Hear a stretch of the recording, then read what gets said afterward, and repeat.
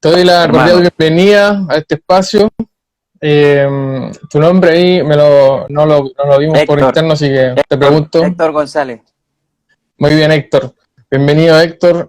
Un afectuoso saludo para ti. Espero que tengamos una buena conversación, una buena charla. Internamente ahí, para los amigos que se están uniendo, yo le había propuesto a Héctor que habláramos acerca de un tema que tú estuviste tratando ayer en un live sobre la apologética. Yo escuché ahí un poco sobre cómo te fuiste interiorizando en el tema de la apologética, como la relevancia que tiene. Entonces, como que de ahí me gustaría ver si podemos como continuar conversando un momento acerca de la importancia que tiene la relevancia que tiene la apologética hoy día, pero en el contexto, y esa es la propuesta, de lo que son las nuevas generaciones, es decir, digamos, aquellas personas de las cuales creo que es más urgente, digamos, por así decirlo, eh, introducir ciertos aspectos educativos respecto de lo que es la apologética, de lo que es la fe, en Mm. esta hermosa tarea, importante tarea que es unir cierto intelecto y corazón. ¿Mm? Así que bueno, ahí te doy el espacio para que tú puedas decir lo que quieras a modo de introducción y no sé. ¿Mm? Dale. Sí, hermano, gracias. De verdad que principalmente honrando a Dios por la invitación que me hiciste y agradeciéndote que me hayas tomado en cuenta. Lo conversábamos ayer en el live ese que comentas, que la verdad nosotros somos un grupo de anónimos prácticamente. No nos conoce mucha gente, a veces ni en nuestras propias familias. Solamente tenemos un deseo por tratar de seguir haciendo transparente y patente la verdad. Y como tú lo comentas, ¿no? Nos tocó en una época, si se quiere, difícil, difícil por todo lo que nosotros estamos viendo y no solamente por lo que lo estamos viendo, sino porque todo está ocurriendo en simultáneo. Una tras otra están ocurriendo cosas, atrocidades pareciera que uno puede llegar a pensar, bueno, están acelerando todos los planes que tenían por separado y ahora los lanzaron todos juntos al ruedo para ver si logran los objetivos, ¿no? Uno que ha estudiado un poquito o que ha ido viendo el escenario, voy a mencionar algunas cosas que quizás son sensibles, pero es el deber, ¿no? Cuando vemos ideología de género, cuando vemos aborto, cuando vemos la izquierda tomando poderes en las naciones, cuando vemos movimientos subversivos que están tratando de desnaturalizar a las fuerzas de los estados como han sido constituidos en las constituciones de la República, como ha sido la misma institución de la Iglesia, que es una institución mitológica, si se quiere, desde el punto de vista de los años que tiene, ¿no? Mitológica por los años que tiene, pero no mitológica porque sea mentira o porque sean cuentos, sino porque tiene su base histórica. Entonces, está hoy siendo todo este conjunto de factores se lanzaron de un mismo momento a otro a la vida pública, a la situación que nos tocó vivir, al momento en el que nosotros estamos acá. A veces todavía tú y yo creo que somos jóvenes, yo me considero joven todavía. Estos no eran temas anteriormente que los jóvenes trataran, incluso la política, el activismo político no era algo que la juventud estuviera abrogado a participar porque era un tema escabroso o no llamativo. Entonces vemos cómo ciertas ideologías fueron permeando las sociedades de a poquito, ¿no? Es un proceso que ha ido lentamente, pero que terminó de efervecer en este siglo XXI que nosotros nos tocó vivir. Entonces, interesante por dos lados. Interesante por el punto de que nosotros lo estamos percibiendo e interesante porque se está levantando sigilosamente y como yo lo comentaba también hace unas semanas atrás con un hermano que amo, que aprecio, Santiago Alarcón, eh, numéricamente quizás no somos la minoría cuando hablamos de enfrentarnos a estas ideologías, pero desafortunadamente somos la mayoría silenciosa. Entonces, qué interesante que nos toque ahora en estos momentos tomar los espacios que todavía nos han permitido tomar, porque también este es otro asunto, nos están quitando también ahora las redes sociales, el espacio que antes teníamos para desahogar nuestras ideas, ya no podemos decir que contamos 100% con ellas, ¿no? Estamos sufriendo censura, estamos siendo vetados de muchos espacios. Entonces, bueno, hasta donde nos permitan, tenemos que hacer fuerza de este momento que estamos viviendo, tenemos que cristalizarlo y capitalizarlo de la mejor forma y, por supuesto, esto está bien estudiado, el que la mayoría de estos movimientos se dirijan a las juventudes no es aislado. Esto tiene que ver porque la mayor parte de la población son jóvenes y al tú capturar a las mayorías, por ende vas a tener un efecto en el resto, o por lo menos teniendo las mayorías tienes una ligera garantía de victoria, digámoslo de esa forma. Sí, quisiera tomar algo que tú mencionaste al principio, que es esta situación como de que, no vamos a hablar como de una teoría de conspiración o algo por el estilo, pero sí como de un escenario en donde confluyen diferentes fuerzas, diferentes miradas, diferentes como visiones que parecen entremezclarse y parecen venir una al mismo tiempo después de otra y algo así. Entonces es interesante para mí un concepto en respecto de ciertos contextos que se dan en la mayoría del mundo occidental, yo diría a nivel planetario, pero principalmente en sociedades, digamos, fuertemente modernas, ¿cierto? Industrializadas, ¿cierto? Que es el concepto de VUCA. VUCA es una sigla en inglés que significa, voy a decirlo en español, pero la sigla originalmente en inglés, que significa volatilidad, significa también incertidumbre, complejidad y ambigüedad. Entonces, hoy día nosotros enfrentamos contextos VUCA, ¿cierto? Porque en donde sea que vayamos, incluso al interior de la iglesia, en un trabajo, en el plano público, incluso al interior de la familia, podemos de alguna manera percibir o experimentar que nos enfrentamos a un contexto en donde todo tiende a ser volátil, donde no hay, digamos, certezas, donde también los diferentes discursos que aparecen tienden a ser en extremo complejos, como que hubieran muchas formas de vivir, formas de entender la realidad, donde uno pudiera quedar un poco como desorientado. Y por cierto, todo eso recae también en una cuestión como de experimentar una ambigüedad permanente. De ahí que sea interesante ver cómo eso también puede ser traducido a otro término que no está necesariamente como ligado, pero podríamos hacer una relación con esta idea de lo que es la posverdad, es decir, un mundo en donde se cayeron todas las certezas, un mundo donde se caen todos los ideales, donde están todos los valores, digamos, caídos. Y ahí aparece un sujeto en particular que es de bastante interés porque tiene que ver con el arquetipo hacia el futuro, ¿cierto? Que es el adolescente, que es el joven, que de alguna forma lleva en sí mismo, por ser joven, por ser adolescente, la carga respecto a la pregunta sobre qué va a pasar en el futuro, qué es lo que podemos heredar, qué es lo que vamos a tomar, qué es lo que vamos a dejar y qué es lo que vamos a construir hacia el futuro. Entonces, esa complejidad de los contextos VUCA, es decir, contextos donde aparece lo volátil, aparece la incertidumbre, aparece la complejidad y la ambigüedad ya prácticamente como ley.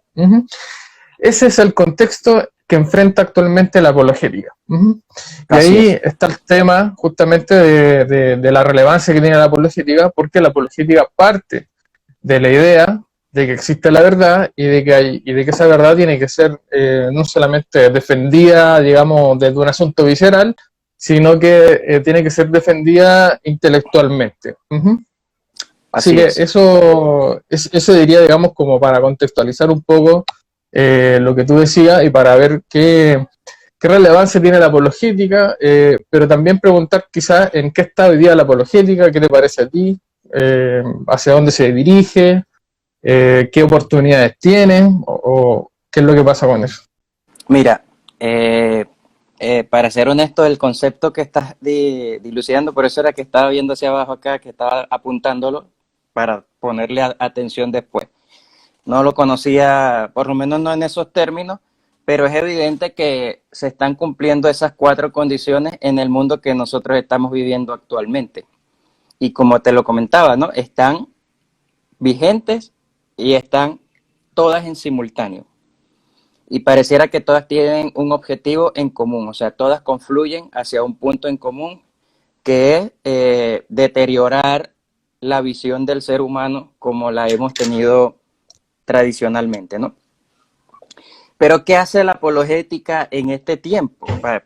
¿Cómo aparece? Porque si nos vamos un poquito atrás, yo en lo personal, un año atrás yo no estaba pensando en la apologética, aun cuando yo pensaba en la verdad, aun cuando yo tengo dos hijos, yo tengo una niña adolescente y tengo uno que ya va una preadolescente y tengo uno que va en camino, entonces estoy en ese contexto efervescente donde ya los niños de ahora no son como cuando yo crecí. A nosotros nos decían una palabra y era suficiente, o una mirada y ya nosotros entendíamos el lenguaje corporal.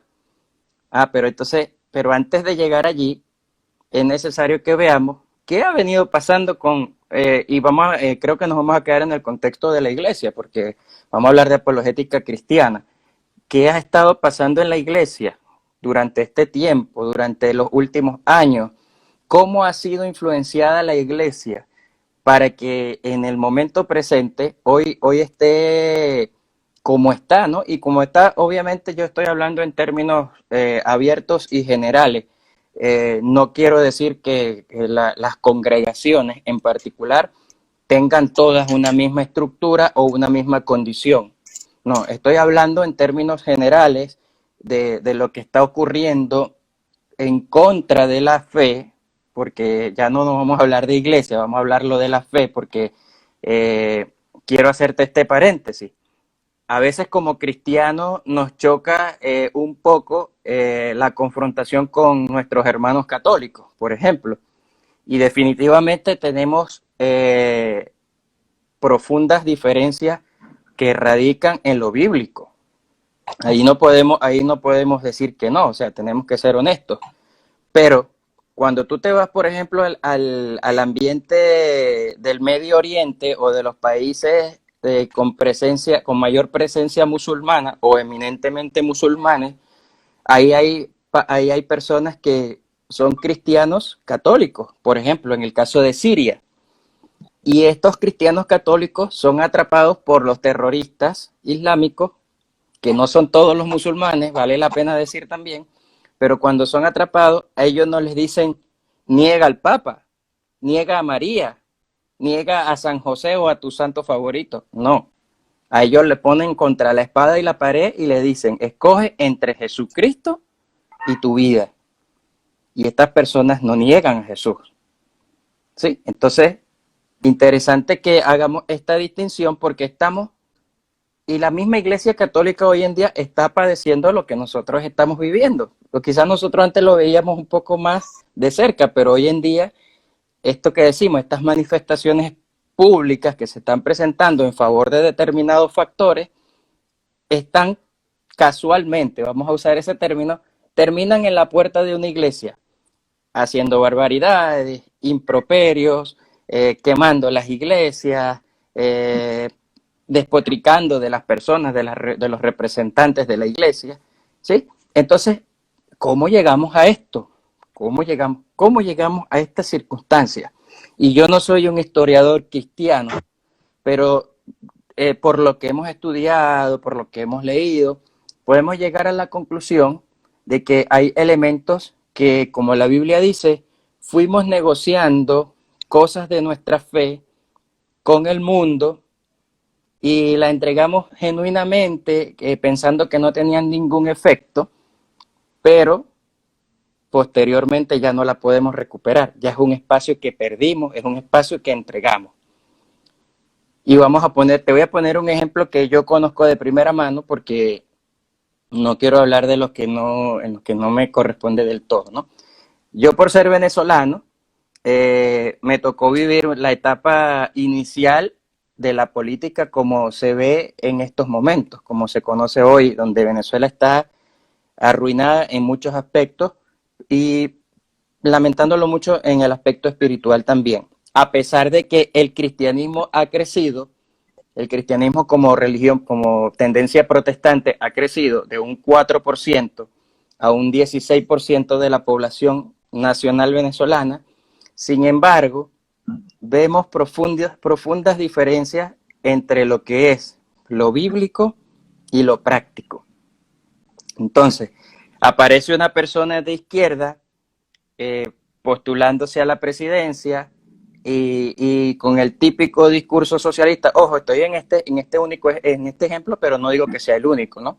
Entonces, aparece una persona postulando un discurso de igualdad en favor de los pobres, pero que en el mismo discurso está que los ricos son los culpables, que no puede haber propiedad privada. Y dentro de eso que te emociona y que quizás tú estás dentro del estrato bajo de la sociedad, que puede ser que eso te dice, bueno, pero yo también soy pobre, eso me va a beneficiar a mí, y de alguna forma te beneficie, pero cuando lo contrastas con tus valores cristianos, tú no podías estar deseando el mal del otro para tú mejorar, ¿no? Por ponerte algo sencillo. Pero no solamente eso, sino que entonces hay diferencias más fundamentales en las que ya llegamos al robo, porque cuando tú expropias una propiedad en nombre del Estado para decir que eso ahora es para la nación, para el interés nacional, pero no le pagas al privado que trabajó durante años y quizás son generaciones que estuvieron invirtiendo, como conozco casos de primera mano, que expropiaron empresas a las que nunca le entregaron ni siquiera lo que realmente valía a los dueños. ¿Sí? Entonces, y más encima, como decimos acá, más encima de esa situación que prácticamente le robaste una propiedad, la volviste improductiva, porque si tal vez la hubieras mantenido en su nivel de productividad normal que traía, hubiera sido bien, pero no, la destruyeron en el abandono y solamente pasó a formar parte, no sé si de los bienes del Estado o bienes de alguna persona en el camino. Entonces, vamos a tomar este ejemplo como una de las posibles causas, o yo creo que una de las evidentes causas de lo que nos está llevando a la iglesia que tenemos hoy en día. Y es sorprendente que todavía hoy, a pesar de que podemos manejar más información, a pesar de que podemos ir más al corazón de la fuente, ver dónde está la realidad, ver los resultados. Porque ¿qué nos pasó a nosotros en Venezuela? Realmente teníamos un contexto que nos decía, oye, este discurso se parece a lo que yo necesito. Y no teníamos la posibilidad de acceso a unas redes sociales en aquel tiempo donde viéramos la realidad de Cuba, donde viéramos la realidad de Alemania cuando cayó el muro de Berlín, donde viéramos la realidad de la ex Unión Soviética, que ahora es Rusia, y la conocemos hoy como una potencia mundial, pero no sabemos lo que ocurría cuando estaban bajo el dominio de los socialistas y de los comunistas, ¿no? Entonces, con tantos ejemplos que hay hoy en día, y que todo manda hacia un solo norte, no ha funcionado este modelo en ninguna parte. ¿Qué me hace pensar hoy que va a funcionar? Entonces, tristemente nos conseguimos en la iglesia con personas que creen todavía en esta posición, que creen esto. Entonces yo digo, wow, si en esas cosas fundamentales que van claramente en contra de mis principios bíblicos, de mis valores, no tengo claridad, wow, entonces como le decía Jesús a Nicodemo, si no entiendes las cosas naturales, ¿cómo te voy a explicar las cosas espirituales? Mucho menos las vas a entender. En ese punto es una partida para un poquito darnos un diagnóstico general de la situación, y vuelvo a repetir, de una parte de la iglesia, no es toda la iglesia. Entonces, tenemos que desde ahí partir qué ha estado fallando en nuestra doctrina, qué ha estado fallando en nuestra enseñanza, hemos estado aplicando la Biblia de la forma correcta. Y también aclarar que por muy bíblicas y sanas que sean las iglesias, porque también hay de las otras que no son tan sanas, pero por muy bíblicas que hoy en día intentemos ser las iglesias, por último va a quedar en la decisión de cada persona ver qué doctrina incorpora en su modo de vida. Ya no va a depender de que me dieran sana doctrina, va a depender de qué realmente yo quería incorporar en mi estilo de vida. ¿Ves? Pero partiendo de lo común, entonces, si vemos que tenemos falencias en lo que estamos enseñando, ¿Por qué? Porque hay una falla en la exégesis, hay una falla en la hermenéutica, porque estamos estudiando textos, versículos de forma aislada, quizás para que digan lo que nosotros en el momento queremos transmitir, que no siempre es malo, pero no necesariamente es lo que el versículo transmite. Entonces, con todos esos elementos en el ambiente, ahí hay un cuadro, hay un escenario en el que estamos inmersos como iglesia. Y de ahí tenemos que partir entonces, sí, porque también de este porcentaje que yo te hablaba, que la mayoría son jóvenes, también la mayoría de las iglesias son jóvenes. Tenemos esa realidad también en la iglesia. Entonces, ¿cómo nos enfrentamos a ese escenario, a esas personas, a ese público que tenemos dentro de la iglesia, que está igual que nosotros dentro de este sistema deteriorado, vamos a llamarlo así, y que todavía no tienen certeza de la verdad? ¿Por qué? Porque todavía muchos de nosotros estamos allí por fe, porque si no, no puedes poner en duda tu fe, porque no puedes cuestionar lo que la Biblia dice, porque esa es la palabra de Dios. Y a mí te comento esto para darte la palabra.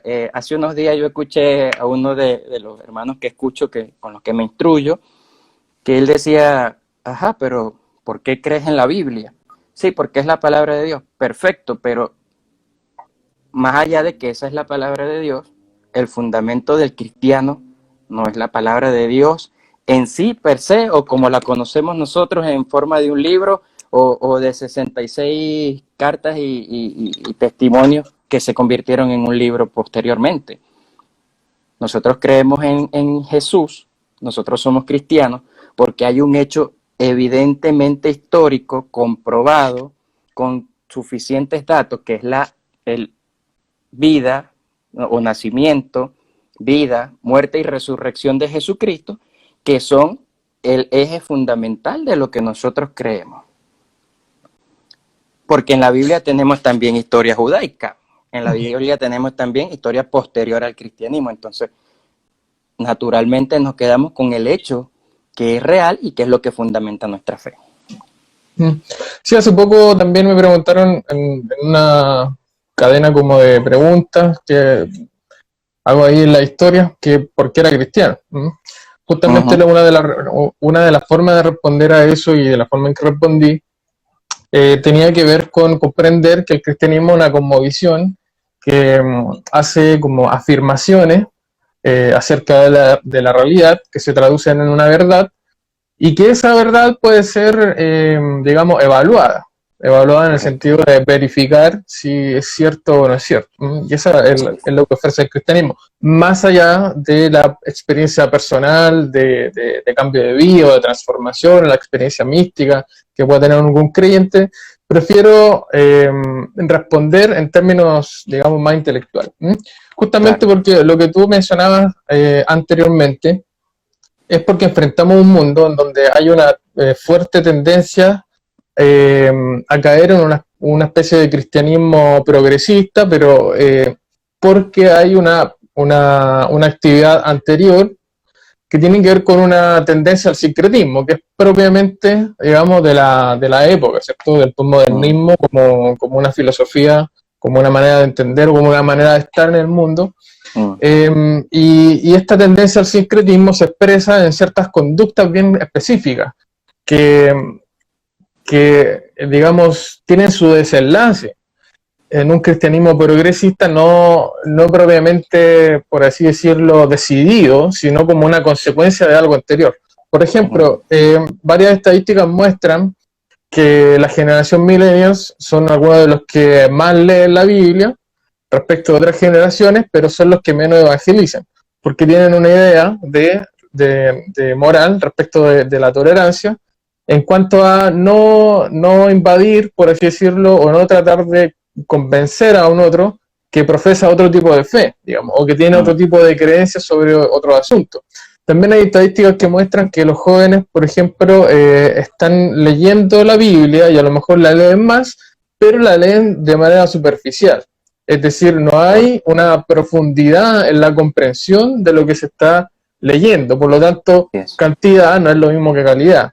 por decirlo en correcto. términos generales, ¿sí? Entonces ahí hay varias estadísticas y varias muestras que nos indican de que en el fondo hay una, digamos, una decadencia en el pensamiento que usualmente cuando he conversado con otras personas lo he sintetizado en la idea de que los cristianos, digamos, aman mucho a Dios con el corazón, pero poco con la mente, o definitivamente nada con la mente. Y ese no es el llamado de Dios. Digamos, justamente nosotros tenemos que amar a Dios con nuestra mente y con nuestro corazón, con toda nuestra fuerza. Así es. Pero eso significa, en concreto, dejar de leer la Biblia y comenzar a estudiarla. Dejar de leer la Biblia para vivir una especie de fe, digamos, terapéutica, hedonista, digamos, centrado como en el propio desarrollo, que también es algo propiamente de la época, y comenzar a entenderla en la profundidad de lo que, digamos, de los cimientos mismos. Y eso nos lleva inevitablemente a considerar que la apologética, que al menos lo que yo creo, que la apologética es definitivamente la gran herramienta para enfrentar el siglo XXI con las nuevas generaciones. No creo que, digamos, eso sea algo opcional, creo que definitivamente hoy día se presenta como algo obligatorio. Es interesante, ahí te quiero mencionar algunas cifras, digamos, para también validar lo que estoy diciendo.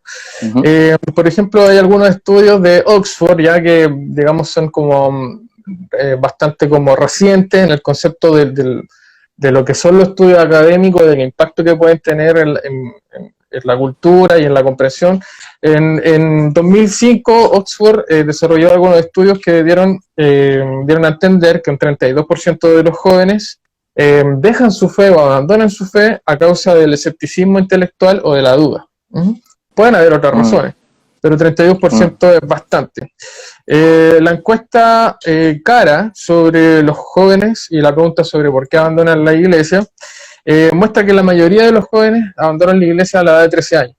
Estamos hablando de encuestas que se desarrollan principalmente en Estados Unidos, pero que uno dice, bueno, este es un buen referente para lo que va a pasar en otros países, sobre todo en puestos de Centroamérica, de Latinoamérica.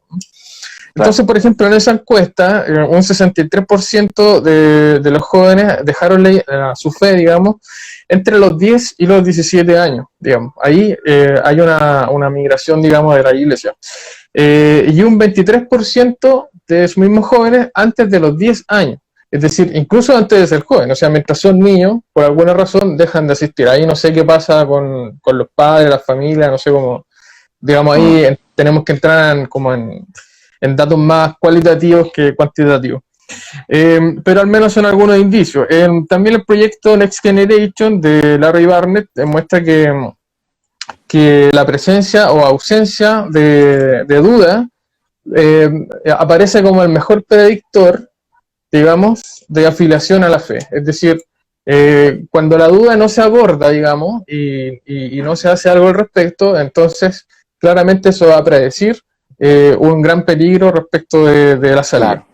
Claro. Y para mencionar por último, un estudio de Lifeway dice que el 70% va a dejar su propia fe, digamos, o la iglesia en términos concretos, cuando entre a la universidad, el 70% de los jóvenes. De ese 70%, un 35% tiende a regresar. Entonces son cifras bastante altas en términos generales. Sí. Creo que también tiene que ver con algo que tú mencionaste, quizás más como de la experiencia, cuando dices hay un cambio, digamos, en las relaciones entre padre e hijo. Antes, de repente, la autoridad era algo mucho más formal, algo mucho más rígido y más establecido, y ahora algo cambió. Bueno, claramente hay una transición, digamos, de una sociedad centrada en los deberes a una sociedad centrada en los derechos, en donde la consecuencia de eso justamente tiene que ver con la crisis de la autoridad, de la autoridad como figura y como poder. ¿Para legitimar qué cosa? Para legitimar la verdad. Porque filosóficamente hablando no se puede hacer una separación entre la verdad y la autoridad. La verdad siempre tiene que ver en algún grado con la autoridad que se tiene para declararla como verdad. Claro. Entonces, eso entra en crisis. ¿Por qué? Porque nosotros asistimos a una generación que es potencialmente intelectual, que los expertos en tecnocultura han declarado como la primera generación que enseña la tecnología a sus padres, algo que aparece por primera vez en la historia, porque de ahí hacia atrás siempre la tecnología fue enseñada por los más adultos, ¿cierto? Porque tiene que ver con el desarrollo de la vida y con la sobrevivencia. Pero vemos que con la tecnología virtual no ocurre eso, es contrariamente al revés, ¿cierto? Bueno, pero eso trae de alguna forma acceso al conocimiento, acceso a la información, por eso hemos dicho que vivimos en la sociedad de la información y del conocimiento, pero ahí de alguna forma está hipotecada la validez de la autoridad del que tiene más años, del que tiene más experiencia o del que es autoridad. En este caso de la familia puede ser el padre y la madre, o puede ser en el trabajo, digamos, algún agente de autoridad, o incluso en el ámbito público o político. Vemos también que hay una cierta animadversión, digamos, de parte de los jóvenes en general, a validar, digamos, a las personas que llevan muchos años tal vez metidos en la política, etcétera, independiente que pueden tener o no razón. Pero hay una transición que expresa una crisis referente a, digamos, a la autoridad y por ende también una crisis respecto a la verdad. Entonces, ahí hay algunas preguntas sobre qué pasa con la iglesia, ¿cierto? ¿Qué pasa con las comunidades cristianas? Porque algunas de las razones que han dado los jóvenes de estos mismos estudios es que hay contradicciones, por ejemplo, entre la razón y la ciencia versus la fe. Nosotros desde la apologética sabemos que eso no es así, pero la pregunta es de dónde surgen esas ideas. ¿Qué pasa al interior de la iglesia? Que los jóvenes están llegando a tener esa idea justamente. Otra tiene que ver con la falta de evidencia, con la falta de pruebas respecto de la fe. Y otra tiene que ver con la incoherencia de la propia cosmovisión, donde por supuesto aparece la incoherencia respecto de la dimensión ética, porque vemos personas que dicen algo y hacen otra cosa. Entonces, y después encontramos, por así decirlo, algún tipo de refugio teológico para dar una explicación y salir liberados de eso. Pero eso ya no funciona. Entonces, esa quizás es la pregunta que yo te haría para ver, digamos, cuál es tu opinión. Quiero poner una pregunta también que nos mandó una persona, pero la pregunta es: ¿qué está pasando hoy día con la iglesia respecto de eso? ¿Están respondiendo la iglesia a las necesidades que tienen las nuevas generaciones? ¿Están respondiendo a las preguntas que tienen las nuevas generaciones? ¿Están, digamos, desarrollando una reforma intencionada respecto de lo teológico para enfrentar el nuevo contexto, este contexto de complejidades que te mencionaba al principio, de cosas volátiles, de incertidumbre y de ambigüedad? ¿Estamos desarrollando intencionadamente eso al interior de la iglesia o está pasando otra cosa? Y sobre eso, alguien, aquí te dejo una pregunta, dice, Jean Daniel pregunta, dice, ¿cuán importante es la apologética en estos tiempos y cómo contribuye a la generación presente y futura? Voy a dejarlo ahí porque justamente eso es lo que estamos hablando. Entonces ahí te doy el pase para ver qué me dices tú. ¿Qué piensas que está pasando hoy día justamente en las iglesias? Sí, me voy a ir primero un poquito atrás cuando los comentarios previos que hiciste. Fíjate algo, ¿no? Cuando juega la Universidad de Chile y el Colo-Colo, ¿qué vemos nosotros en las calles? Eso tiene un solo nombre, fanatismo, ¿sí o no? Y eso, sí, una forma de verlo. Sí, y eso llega a extremos inimaginables, pero que dentro del contexto se han ido normalizando, se han ido volviendo comunes. Ya la gente se ha ido adaptando y resignando a que de tanto en tanto juega el Colo-Colo con la Universidad de Chile, se cierra parte de la ciudad, las micros son de alguna manera secuestradas, se ve cualquier cantidad de atrocidades en esos espacios, en ciertos momentos ha llegado a riñas colectivas y una cantidad de cosas que se desprenden de un hecho que si tú lo ves en esencia es completamente absurdo. Perdón si hiero tus susceptibilidades deportivas, pero es algo absurdo porque el deporte comenzó el partido, pitazo inicial, minuto 90, ganó fulano o perdió mengano o quedaron empatados y hasta ahí quedó todo. Eso después no te trae complementos, digamos, intelectuales, más allá de la emoción del momento, tú no vas a resolver problemas filosóficos con ese resultado, tú no vas a tratar problemas quizás de fondo de tu familia con ese resultado. Si saliste de tu casa con un problema, vamos a suponerlo, con tu mamá o con tu papá, una pequeña discusión y te fuiste a liberar, cuando regresas, tú vuelves a conseguirte con el mismo problema que tienes que solventarlo con tu mamá.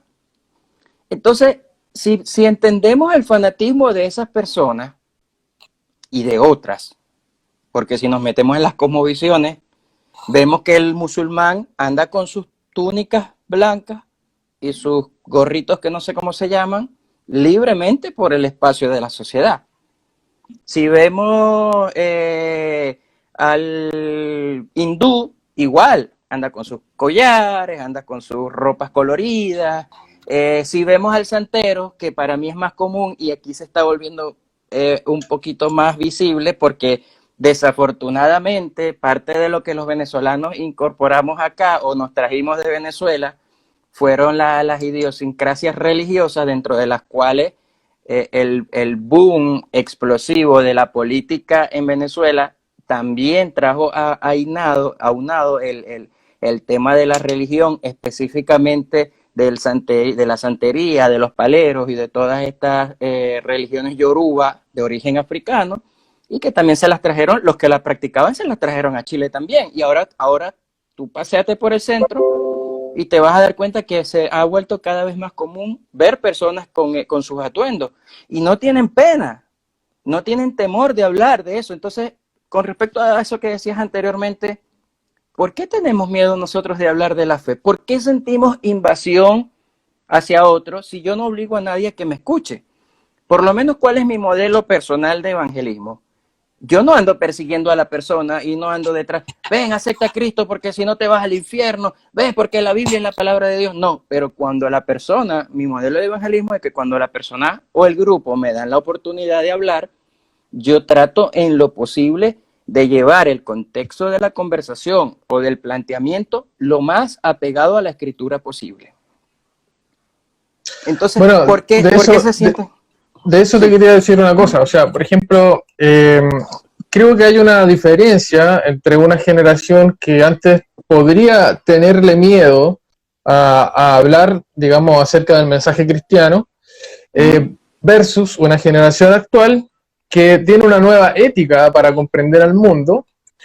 Por lo tanto, no siempre necesariamente se trata de un miedo, sino que se trata de una nueva forma de convivir con otros, en donde yo no tengo que imponerle mi forma de, mi cosmovisión, digamos, a otro, y ni siquiera tengo que, digamos, tratar digamos, de dar algún tipo de discurso para que el otro crea lo que yo creo. Entonces, esa creencia que se instaló, yo diría que es la tóxica, que es la, digamos, nociva para el evangelio.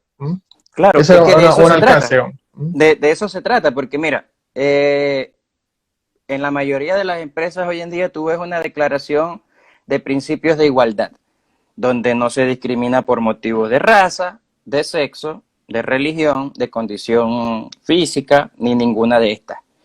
Y chévere, y perfecto, funciona total, pero se activan las alarmas cuando alguien cristiano que de verdad representa su papel cristiano con dignidad y lo puede hacer, porque vuelvo y te digo, o sea, yo no ando detrás de las personas para imponerle mi discurso, yo no estoy persiguiendo a las personas para, es más, soy en lo personal yo no soy de estar persiguiendo a alguien para evangelizar, mi estilo es más de esperar el momento, porque yo sé que a veces Dios da el momento, a veces no.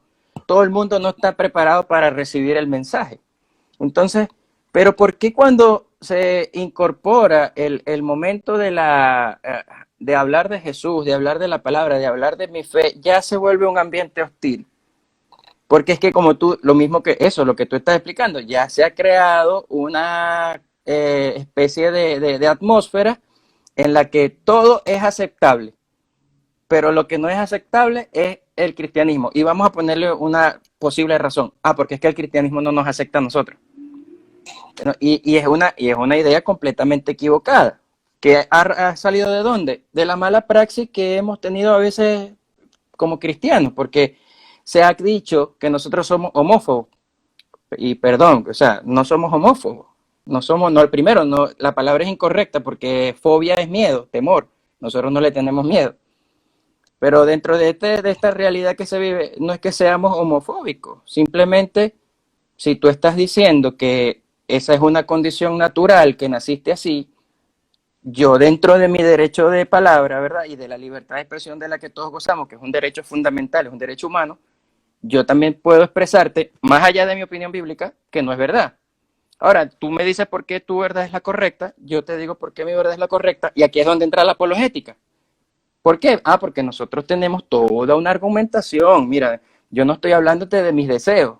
Si fuera así, yo no quiero tener problema con nadie y yo prefiero decirle a todo el mundo, sí, chévere, mira, lo que tú estás diciendo es la verdad.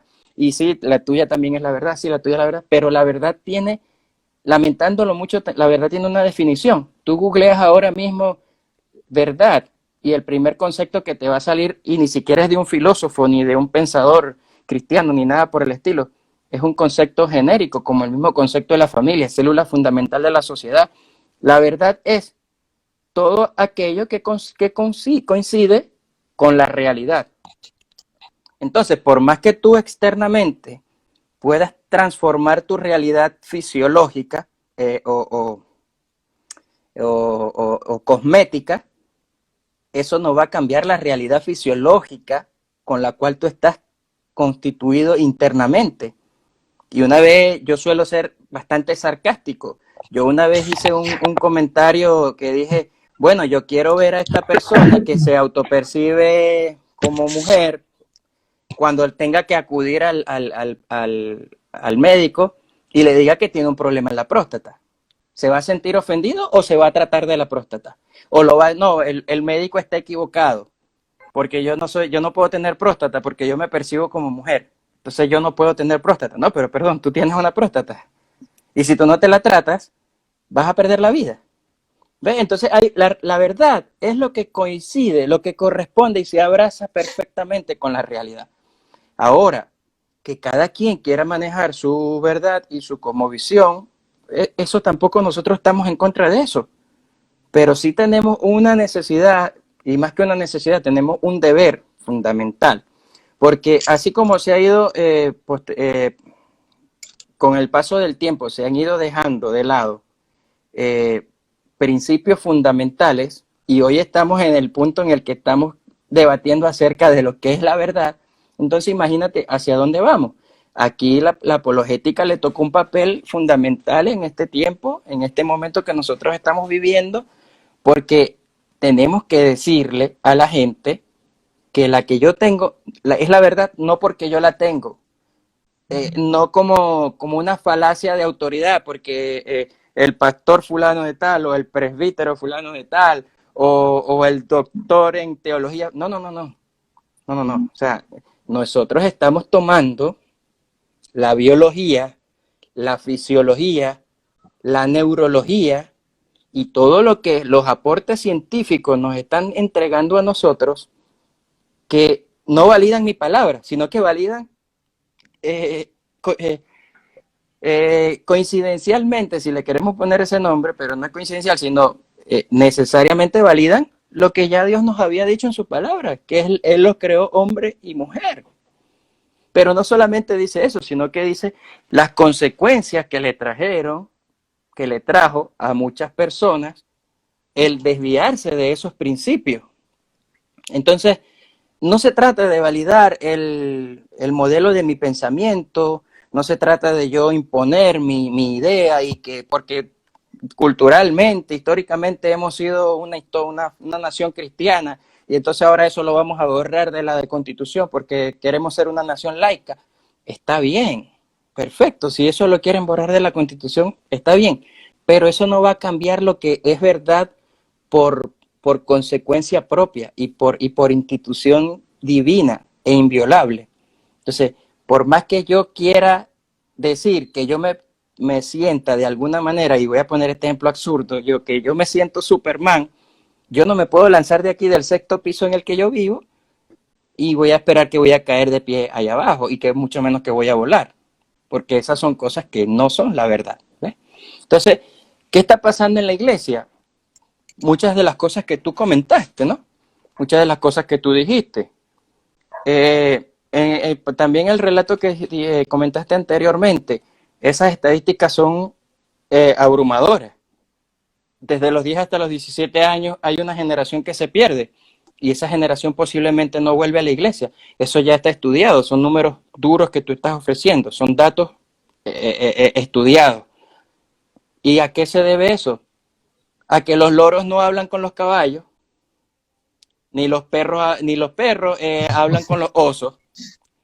Entonces, un error que quizás cometió la iglesia en algún momento de su historia, y aquí es donde entra eso que tú dices, que necesita reinventarse, porque si no se va a quedar con los 3 y 4 que siempre han dicho, gloria a Dios, aleluya, saca tu himnario, cantamos los himnarios tanto, leemos la Biblia en tanto, recogemos las ofrendas y chao.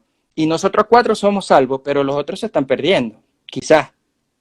Entonces, la iglesia tiene que reinventarse y conseguir a los loros, pero que estén bien capacitados y que tengan la posibilidad de responderle a los loritos que no han sabido entender el cristianismo o que están luchando con una parte de su fe. Porque vuelvo a decirte el tema de mis hijos. Yo tengo 2, una de 9 y una de 12, o uno de 9 y una de 11. Y las preguntas que ellos me hacen ahorita quizás no son preguntas que yo me pregunté a esa edad, que yo me hice a esa edad, pero ya las tienen.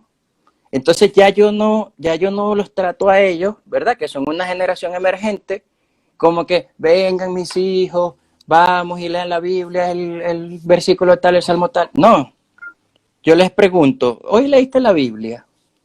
Sí, papá, ¿y qué leíste? No sé, vamos a suponer la historia de David y Goliat. Chévere, está bien. Ajá, ¿y qué aprendiste?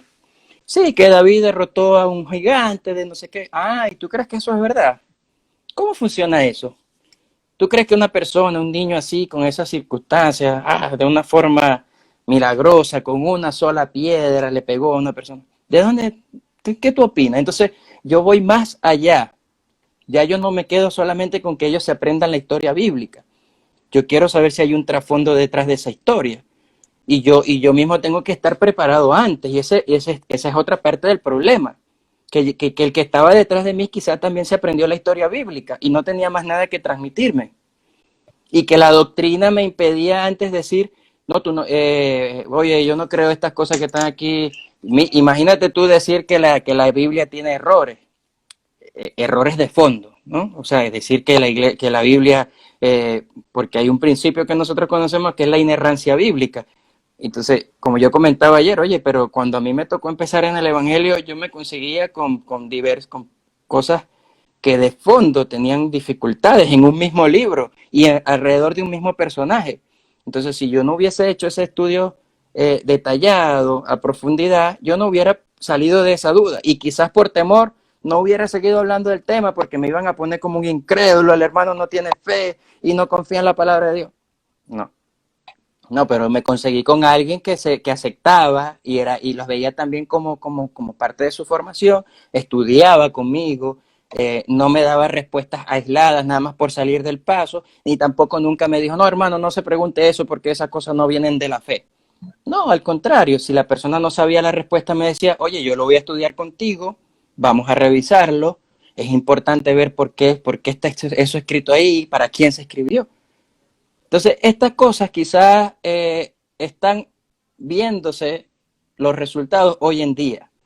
Antes las personas aceptábamos más por lo que tú comentabas de la autoridad. Había una figura de autoridad y lo que papá y mamá decían era amén, nos gustara o no nos gustara. Hoy en día mis hijos me cuestionan. No, no vas a salir hoy. ¿Pero por qué? Papá, ¿por qué no puedo salir si los demás niños salen? ¿Ves? Y entonces ya yo no puedo decir, no, porque yo soy el que manda aquí. No, pero mamá también manda, mamá también me puede dar permiso. ¿Ves? Y me confrontan. Entonces ya yo no puedo tener una respuesta alegre.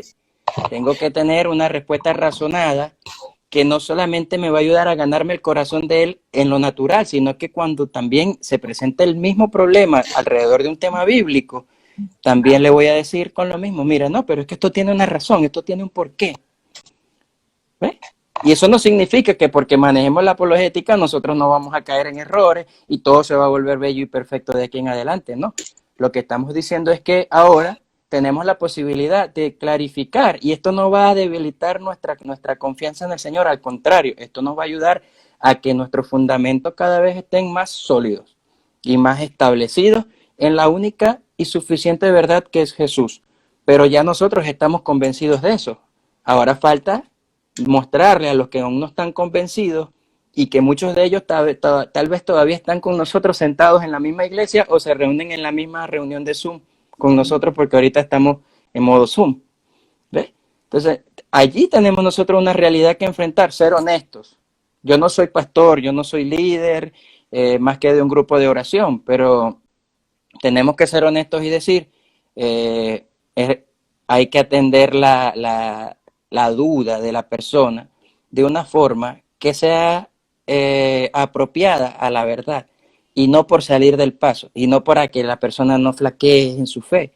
Obviamente que nosotros vivimos por fe, pero no podemos estar en los extremos y lamentándolo mucho, la vida del ser humano tiende a irse a los extremos porque muchos razonan demasiado y estos que razonan demasiado podemos poner el ejemplo de los gnósticos. Los gnósticos a los que no le consiguen respuesta, según ellos razonada, no le dan credibilidad, pero tampoco lo niegan.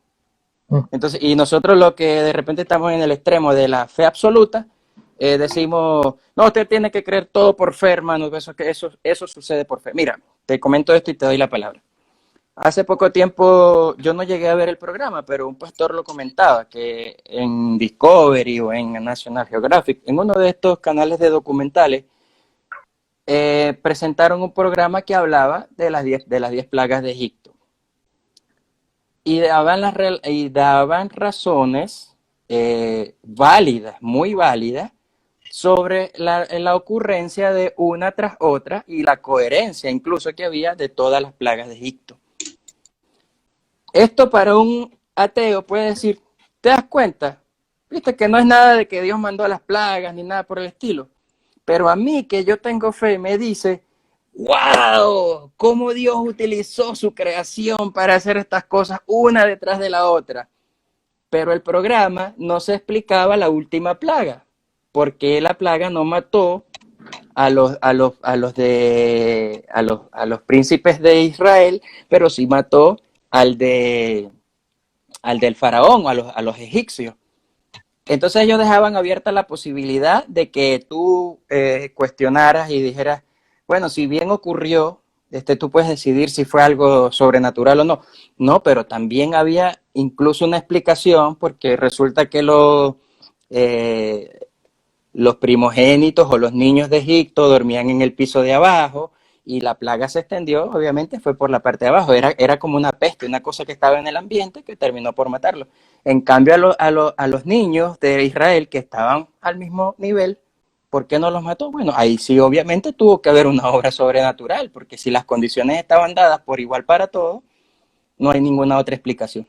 Pero es esto, ¿no? Es el tema de ver que si yo trato de ir más allá y a veces darme esa oportunidad, darme ese espacio de tener la duda, pero no la duda para apartarme, sino la duda para enamorarme más de eso que yo creo que es la verdad, siempre Dios en su misericordia nos va a responder y nos va a decir dónde está la solución. Pero si yo de por sí lo que tengo, y eso también lo comentábamos ayer, es una intención de solamente desestimar y de buscar razones para no creer, también Josh McDowell nos dice, la gente no cree no porque no quiere, no porque no pueda o porque haya falta de evidencia, sencillamente no creen porque no quieren creer, porque la verdad trae a la luz sus tinieblas. Sí, sobre el tema de la duda que tú mencionabas, yo quería comentar la importancia que tiene la apologética como herramienta que facilita la reevangelización del que ya cree. ¿En qué sentido lo digo? En el sentido de que lo que nos muestra la estadística, al menos respecto de los jóvenes, de las nuevas generaciones, es que la tendencia apunta a que muchos de los adolescentes que están hoy día, jóvenes adolescentes que están hoy día siendo activamente partícipes de las comunidades cristianas, que son activos en términos de ser voluntarios y que hacen algún tipo de tarea, algún tipo de voluntariado, uno debiera asumir de que ellos no están, digamos, ganados todavía. Independiente de que estén bautizados, independiente de que sean personas que sean miembros, digamos. Si uno asume que ellos están siendo ganados, entonces como uno se tranquiliza. Pero lo que muestra las estadísticas es que mientras más se acerca a la adolescencia y mientras más se acerca a la universidad, entonces mayor también es el porcentaje de salida, digamos, o de pérdida de la fe. Entonces, en ese sentido, creo que la apologética tiene su relevancia respecto de lo que es la duda, justamente ahí, porque no solamente se trata digamos, de ofrecer respuestas intelectuales, sino que se trata de respuestas que de alguna manera facilitan la consolidación de lo que se cree, digamos, en términos de fe, ¿cierto? Correcto. Ahora, ojo que también hay un concepto de fe que maneja el ateísmo, que es un concepto falso de la fe, que es la fe como algo equivalente a creer sin evidencia. Justamente lo que tú decías al principio, de que el cristianismo se basa en un acontecimiento histórico, que no es solamente la vida, la vida, la muerte y la resurrección de Jesucristo, sino que además el bloque completo de evidencia tiene que ver con los anuncios proféticos, ¿cierto?, respecto de la vida de Jesús, que Jesús cumple a cabalidad, y posteriormente con la vida también de los discípulos, que también es evidencia del Evangelio.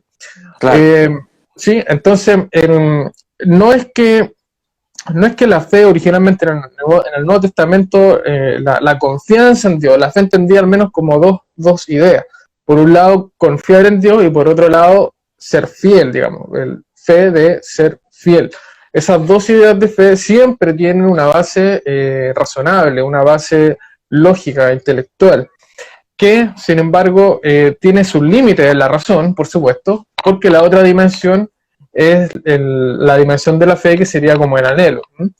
Y en esa dimensión, digamos, tal vez más existencial, más que trasciende, digamos, a la misma razón, algo que decía, digamos, Agustín, que sería como la síntesis que representa eso, es que creemos para entender y entendemos para creer. Pero siempre se parte de la confianza en Dios, ¿cierto? De creer a eso que uno comprende por el hecho ya de vivir y que después posteriormente se puede negar ya por un razonamiento extremo que cae en el escepticismo, que cae en el gnosticismo, como dices tú. Pero siempre la partida no es entiendo para creer, sino que creo para entender y después entiendo para volver a creer de otra forma, claro, tal vez de una manera ampliada o de manera más profunda. Entonces creo que esa es la vitalidad, digamos, que tiene la apologética como herramienta, como una dimensión de la teología, pero sobre todo como una forma de estar, digamos, como una forma de ser creyente, digamos, la apologética, no solamente como algo discursivo solamente, sino que Ravi Zacharias menciona la importancia de que en la apologética lo importante es el apologeta, es decir, la capacidad, digamos, de poder experimentar y de vivir eso que creemos y que de alguna forma impacta al mundo. Otra cosa que diría respecto de lo que tú mencionaste... La pregunta que colocaste, disculpa que te ataje, la pregunta que colocaste en la pantalla, obvio no me quedó grabada, me dio chance de apuntar la que... Ahí está. Claro, ¿cuán importante es la apologética en estos tiempos y cómo contribuye a la generación presente y futura? Mira, lo hemos venido conversando alrededor de todo este espacio, ¿no? Sí. Hay una importancia vital porque estamos en el momento más cumbre en el que la verdad está en un hilo a punto de desaparecer como tal. Y no digo que va a desaparecer porque ya no va a existir la verdad, no, sino que el relato dominante está apuntando hacia un eje que es no existen verdades absolutas. Y eso es el discurso dominante, eso es el relato que se escucha en todas partes, eso es lo que nosotros, los cristianos que no tenemos ese ímpetu de defender nuestra fe o porque creemos que estamos invadiendo la privacidad del otro, no le hablamos de nuestra fe porque no, yo respeto lo que él practica. Entonces, todos estos elementos están llevando a que de alguna manera la posibilidad de una verdad absoluta, que la hay, que la existe, porque el agua no es jugo, y el agua no es bebida, y el agua no es té, el agua es agua. Pero va a llegar un tiempo, como dice Martín Narváez, un pastor que a mí me gusta mucho, porque él es mucha tendencia apologética, va a llegar un tiempo en el que el agua ya no se va a llamar agua, sino que se va a llamar, por ejemplo, bebida refrescante, o elemento para saciar la sed. Y dentro de la palabra le van a transformar el nombre y van si es verdad, las próximas generaciones, ¿qué es esto? No, ya esto es algo para calmar la sed. Del léxico se va a borrar la palabra agua, pero de la existencia no vamos a poder eliminar el agua, ¿sí? Aun cuando no la llamemos por su nombre. Entonces, mi mamá no va a dejar de llamarse por su nombre, aun cuando ella parta de este mundo. Ella va a seguir siendo la que en vida se llamó Vixa. Sí se toma la idea, ¿no? Pero estamos en ese momento en el que la apologética está para responderle, para darle evidencia.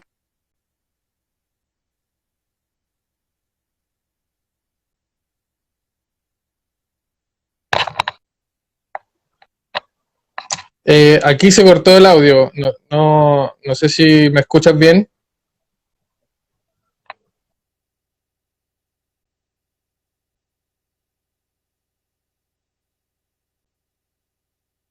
Yo se perdió el audio. No sé si tú me escuchas.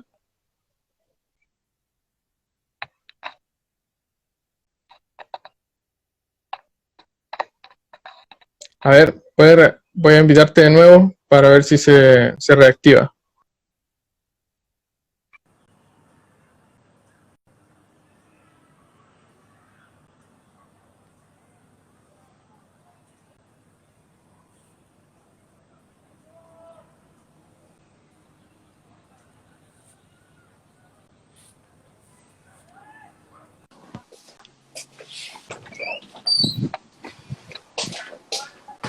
Sí, ahí me dicen que se había ido el audio, que no se escuchaba.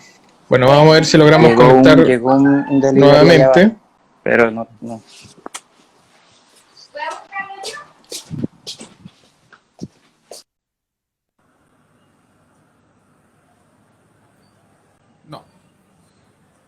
No lo veo conectado.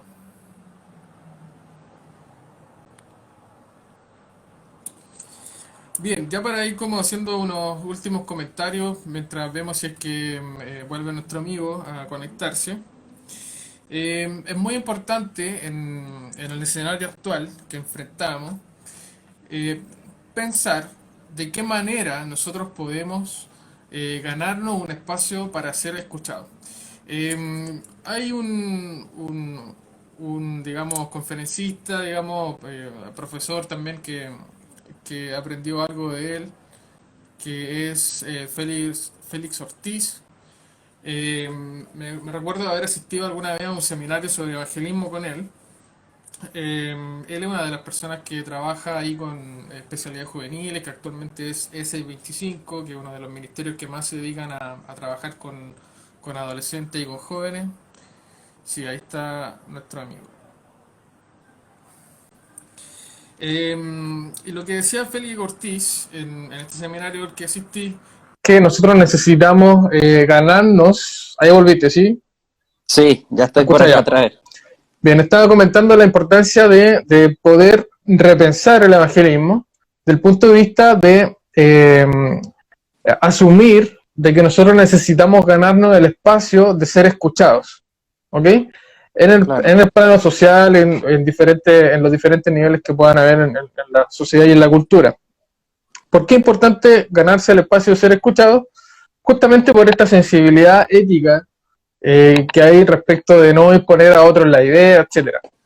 Creo que si bien no podemos dejar de evangelizar, tenemos que repensar la forma en que lo hacemos. Entonces, por ejemplo, creo que cuando, y esto ya lo digo como una especie de crítica interna de la apologética o como repensar algunas cosas, si bien, por ejemplo, yo respeto el trabajo que hace Santiago, que hace Jonathan, que hacen otras personas que están en la apologética, tengo la impresión de que mucho de ese trabajo cae en el lugar de lo político, ¿ok? Y si bien considero que eso es una tarea necesaria, no diría que esa es la labor, digamos, fundamental de la apologética, porque creo que la apologética tiene que ver con ganar personas. Entonces la pregunta es, ¿cuántas personas nos hace ganar esa actividad? Esa es la pregunta, creo yo. Y segundo, diría que hay ciertos temas, si bien yo estoy, digamos, de acuerdo en lo que tú planteaste, respecto, por ejemplo, las cosas de género o las cosas de autoridad, etcétera, todos esos asuntos que tú comentaste en un momento. Diría que también sobre esos temas hay que preguntarse, digamos, de qué manera nosotros estamos ganando un espacio para ser escuchados. O bien, lo que está ocurriendo es que justamente estamos con ese discurso facilitando que se desarrollen anticuerpos intelectuales para ser escuchados. Es decir, personas que antes de que tengamos la posibilidad de decir algo, ya por tener un discurso religioso tradicional respecto de ciertas cosas que caen en lo político, se cierran las puertas para la fe. Creo que esa es una preocupación legítima, te lo planteo como una inquietud personal que observo, no recientemente, sino que hace mucho, porque creo que en ese sentido la apologética tiene que tener como desarrollo, tiene que tener cierto cuidado de no pasarse de la raya, diría, en ciertos asuntos que son más de orden de un debate político que de una conversación y de un diálogo respetuoso, de interacción con otras personas que pueden pensar diferente, porque al final lo importante de la apologética es presentar a Jesucristo y es presentar a la persona de Jesús y presentar el mensaje diferente que tiene, digamos, la persona de Jesucristo en la historia. Entonces creo que no sé si eso se está logrando, y lo digo en el amplio espectro de la palabra, porque también, por ejemplo, veo la apologética que hay, que se ha desarrollado, por ejemplo, en Estados Unidos, digo, hay tipos muy capos ahí, muy expertos en diferentes temas, con muchos doctorados, etc. Pero creo que hay un problema, que es posicionarse siempre desde una tradición y desarrollar un discurso tradicional público, digamos, respecto de temas como eso. Entonces creo que a veces, digamos, hay ciertos temas que no es que no se tengan que hablar, pero como que hay ciertos espacios que son más favorables para hablarlos que otros. Totalmente. Respecto de qué priorización. No de priorizar, digamos, la verdad como discurso, sino que priorizar a la persona que necesita escuchar. Así es. Por lo tanto, nosotros creo que estamos al debe un poco en cuanto a repensar nuestra estrategia respecto de lo que significa generar espacios para ser escuchados.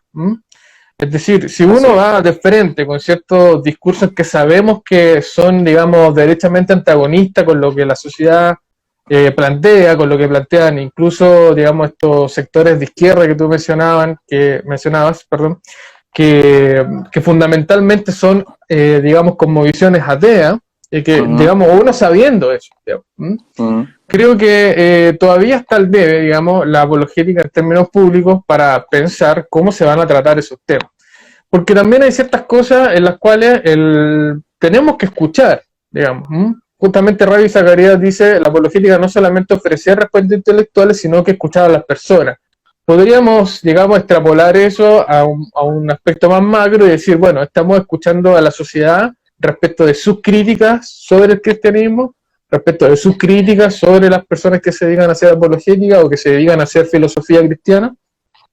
Creo que eso es algo que tenemos que pensar, digamos, darnos el espacio para eso, porque si no, al final terminamos haciendo, digamos, lo mismo que se ha hecho antes y que creo que de alguna forma contribuye a generar anticuerpos intelectuales, por así decirlo, que no facilitan el mensaje del Evangelio.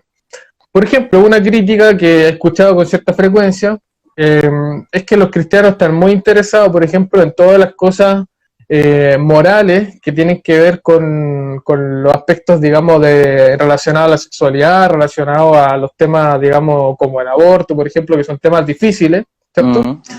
Pero no, digamos, no lo digo yo, digamos, estoy simplemente traduciendo lo que he visto que se dice como crítica. Pero no lo hacen con la misma intensidad respecto de otros asuntos, como la corrupción, como la mentira, ¿cierto? O como otro tipo de males que hay en la sociedad, como el abuso de poder, que se produce de forma homogénea, tanto en el ámbito público, en las instituciones, y también dentro de la iglesia. Entonces hay muchas cosas, digamos, que uno podría criticar, y creo que ahí seguimos, digamos, entrampados en un discurso que se agotó.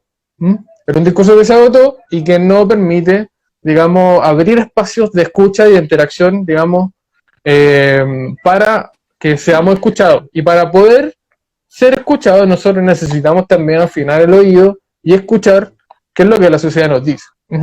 Porque, digamos, una cosa es hablar de la verdad y otra cosa es creer que tenemos la verdad. Son cosas muy diferentes. Exactamente. Y nosotros tenemos que hablar de la verdad, tenemos que darle, creo, centralidad al mensaje cristiano, y todas las otras cosas, digamos, que caen en el lugar político. No es que no podamos hablar sobre eso, pero no es, creo yo, lo más prioritario. No creo que sea lo más, digamos, recomendable, sobre todo a la vista de estas cifras, digamos, de las cifras que te comentaba. Porque finalmente, y hablo frecuentemente con varios jóvenes por interno, digamos, que creo que ahí es el espacio que más me interesa a mí interactuar, sobre los problemas que hay al interior de la iglesia, problemas éticos, problemas de coherencia entre lo que se dice y lo que se vive, problemas como lo que te menciono, digamos, por qué le damos tanto énfasis a algunas cosas y no a otras, que también producen sufrimiento en el mundo. ¿Cuál es el compromiso, digamos, de las instituciones cristianas con otros tipos de sufrimientos que no son los que caen en el lugar del discurso moral, etcétera? Entonces hay muchas cosas, creo yo, que tenemos que repensar, y creo que ahí la apologética, en su proyecto, digamos, de enfrentar el siglo XXI, puede cometer un grave error. Sí, sin duda. Mira, varias cosas sobre lo que trataste, ¿no? En el live de ayer yo le hacía la pregunta a Rodney de Apologética, Fe y Razón, porque es una pregunta que yo me hago a mí mismo. Y te la dejo a ti porque quizás es tu duda, y para los que nos escuchan, porque somos, aquí tenemos que ser honestos en todos los ámbitos, ¿no? ¿Es posible que la apologética se convierta en un vicio? Un vicio, pongo entre comillas, o sea, así en estos mismos términos se lo decía Rodney, en el cual nos dediquemos y como decimos ya, nos craneemos cantidades de preguntas y posibles potenciales respuestas para ganar debates, y que eso sea el lauro al que nosotros nos aspiremos. Ciertamente, con un grado de madurez bajo y sin la presencia del Espíritu Santo, el apologeta va a tender hacia ese camino. Indudablemente, yo no voy a ponerle medias tintas.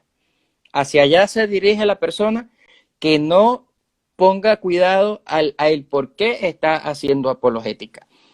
Pero en respuesta a eso, yo parto del principio que si yo soy yo soy la mugre en la uña del cuerpo completo, que es toda la iglesia, y no solamente la iglesia local, sino la iglesia universal de Jesús, yo me quedo en la idea, como apologista, de que mi tarea es una tarea pre-evangelística.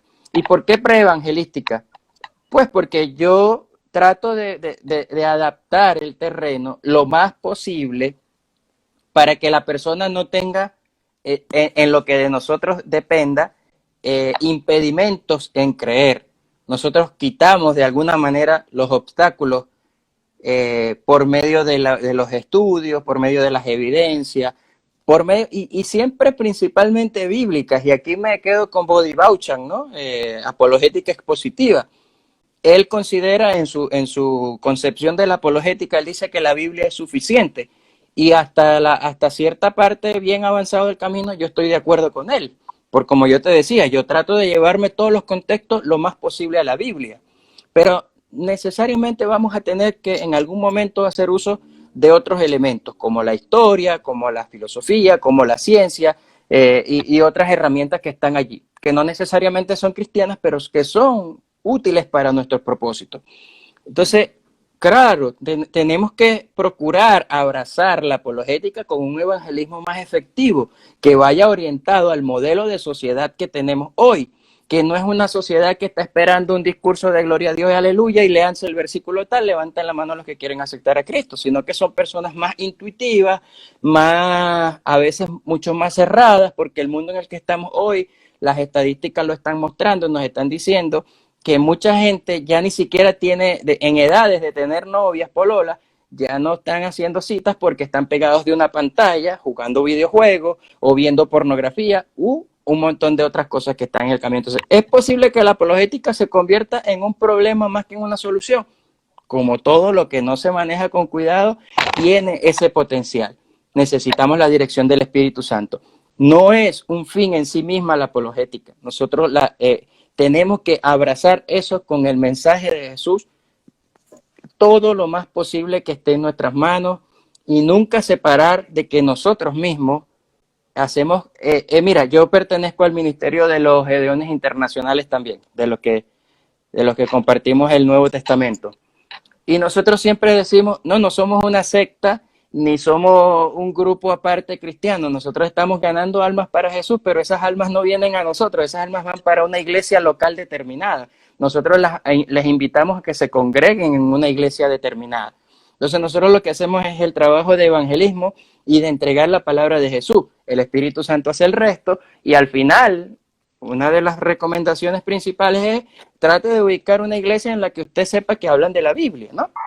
Entonces, los apologetas tenemos un trabajo similar, que es ganar personas que algún día van a estar en mi iglesia, en la tuya o en alguna otra donde se predique la verdad. Pero ojo, también tenemos que tener claro esto, como lo dicen varios de los autores.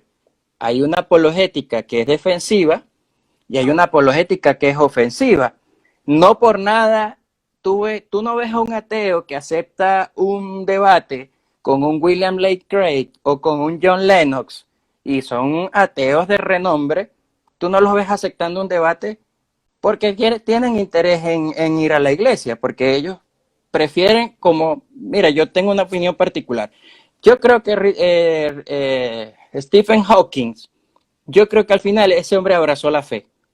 Y hay muchos escritos que no salieron públicos de él que indican, por lo poco que he visto en el entorno de la academia, que no se van a sacar a la luz porque sencillamente él al final de su historia estaba como que terminando de orientar todo a la posibilidad de un creador supremo y de una inteligencia superior. Entonces, estas personas cuando te invitan a un debate, no es porque ellos quieren ser cristianos, pero ahí recojo lo que decíamos también ayer. Estas personas son tan capacitadas que pueden atender el debate con que solamente te quiere, entre comillas, avergonzar, pero tengo un público que me está escuchando, al cual yo tengo que también tratar de ver cómo le presento el evangelio en términos de lo que yo estoy hablando. Pero quizás no le voy a hacer un llamado final, ¿quieres aceptar a Cristo? No, sino que le voy a dejar el plato servido para que él diga, bueno, después de todas estas evidencias y de estas explicaciones, yo no debería tener ningún impedimento para creer. Y aún así hay personas que, como decíamos hace un rato, sencillamente deciden, no es que no deciden creer, sino que aceptan no adaptarse al cristianismo, porque el cristianismo es un cambio de vida y soltar pues, costumbres que quizás no estamos del todo dispuestos a soltar y quizás no estamos, vamos a ponerlo así para darle la buena prueba a las personas, no están preparadas para soltar, ¿no? Y por último, yo me preguntaba también, ¿se agotó la apologética después que estudiamos las cosmovisiones, después que estudiamos los principios, después que estudiamos la ciencia? Ya sabemos que se agotó la apologética. La Biblia nos responde. No se ha agotado y creo que no se va a agotar. Primero porque es un campo bastante inexplorado, a pesar de que ha tenido momentos en la historia en los que ha subido y luego se ha como que ocultado nuevamente, ¿no? pero desde el Génesis 1 hasta el final del Apocalipsis, la palabra nos está haciendo apologética. Lo hizo el mismo Dios cuando tocó defender a la creación de las mentiras de Satanás. Lo hicieron los profetas, lo hicieron los grandes hombres de Dios, lo hicieron los apóstoles en su momento, lo hizo el mismo Señor Jesucristo y posteriormente ahora en nuestra época nos está tocando a nosotros. Entonces, de alguna manera siempre va a estar abierta la posibilidad de hacer apologética y el deber de nosotros, y termino con esto, no necesariamente defender la fe o la palabra, porque ella se defiende sola, pero sí defender lo que nosotros creemos, y ahí entra lo que tú decías, ¿por qué yo soy cristiano? ¿Por qué soy cristiano? Nada más porque me echaron un cuento bonito de un tipo que vino y milagrosamente se entregó en una cruz porque él es chévere para caerle bien a toda la humanidad y porque la historia dice que es después de él. No, no. Hay cosas de mayor fuerza, de mayor solidez interno que me dicen a mí, oye, el cristianismo y los ateos serios, que no necesariamente, como Bart Ehrman, por ejemplo, él no va a ser cristiano, o por lo menos yo no le veo tendencia a que quiera ser cristiano, pero él dice que es indudable que ocurrió un evento histórico de la crucifixión de Jesús. Por ende, si él que es ateo no cree en Dios, tampoco no sé si habla de la resurrección o tal vez la negará en su cosmovisión, pero al él decir que sí hubo una crucifixión, por lo menos hubo una vida de esa persona. Lo que ocurrió después ya se lo dejamos a las otras disciplinas, pero al menos hay alguien que no necesariamente es desde nuestra misma acera que está diciendo hay un evento histórico que sí existió, que ocurrió y que está allí para que nosotros lo estudiemos. Bien, ya como para ir dando las últimas palabras, no sé si te parece como hacer una pequeña síntesis o las últimas cosas que tú quisieras decir. Yo diría solamente, me quedaría con dos ideas. Una, de que la apologética es una herramienta relevante para abordar los desafíos de las nuevas generaciones y del siglo XXI. Y que tiene, digamos, por delante al menos dos misiones. Una sería repensar cómo ganar espacios para ser escuchados, que esto último, lo que decía hacia el final, digamos, cómo ganar espacios para ser escuchados y no caer, digamos, necesariamente o siempre o la mayor parte del tiempo en el tema, en la actitud de debate o en temas, digamos, propiamente políticos, sino que caer en espacios legítimos de escucha para poder presentar a Jesucristo. Y segundo, diría que internamente también la apologética está relacionada, digamos, a la estructura misma de las comunidades cristianas, de la iglesia, porque podría haber digamos, un muy buen desarrollo de la apologética como una actividad de preevangelismo que tiene digamos, su tarea completa en el evangelismo y en resultados concretos, digamos, ¿cierto? Pero claro, puede tener su falla en que las personas, digamos, que escuchen y que acepten el mensaje de Jesús, enfrenten posteriormente una comunidad cristiana o una iglesia que aparece como una estructura poco creíble en la sociedad. Es decir, algo que necesita tener como sustento también la apologética es una estructura creíble, una comunidad de creyentes que sean coherentes en su forma de vivir el evangelio. Ahí es donde tenemos que escuchar las críticas del mundo, y es donde tenemos que poner ojo con las nuevas generaciones. Eso diría, digamos, a grandes rasgos, como para cerrar por mi lado. Te dejo la última palabra a ti. Sí, y eso lo decía también Rodney cerrando ayer cuando conversé con él, ¿no? Que al final de todo, la apologética más potente que podemos hacer es nuestro testimonio. Una vida coherente naturalmente con nuestro discurso.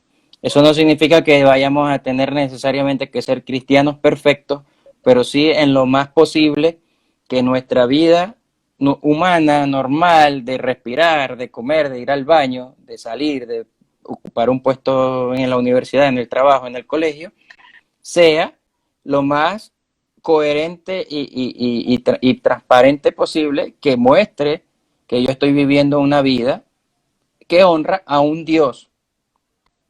Póngale usted el nombre que quiera, pero hay algo superior, trascendente a lo que nosotros respondemos con nuestro accionar.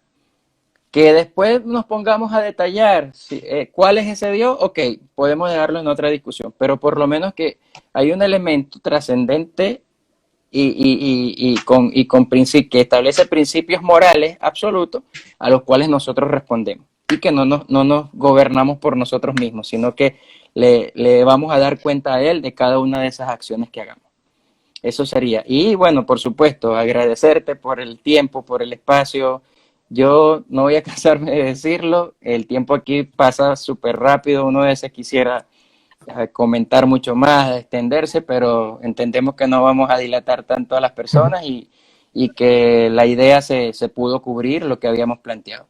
Interesante, yo de verdad te felicito porque hay necesidad de llevar la apologética a la iglesia. Y no sé si lo conoces, pero acá en Chile está en Providencia, está la iglesia, no recuerdo su nombre la iglesia, pero el pastor Josh Renfro, él es un apologista cristiano y es pastor de una iglesia, y su iglesia es fuertemente apologética.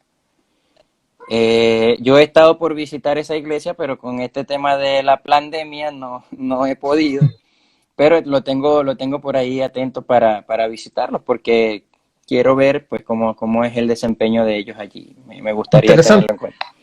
Interesante, digamos, para ver justamente cómo se desenvuelve la apologética en una iglesia así, digamos. Así es. Un gusto haber compartido contigo, espero que podamos, digamos, conectarnos en otra ocasión. Claro que sí, ha sido, digamos, interesante la conversación, así que bueno, te agradezco el tiempo. Dejo invitado a nuestros seguidores que sigan también la cuenta de Oído Activo, ahí pueden ver sus materiales también, y por supuesto siempre pueden enviar sus preguntas por interno aquí en Búnker Apologética, que respondemos preguntas de forma personalizada.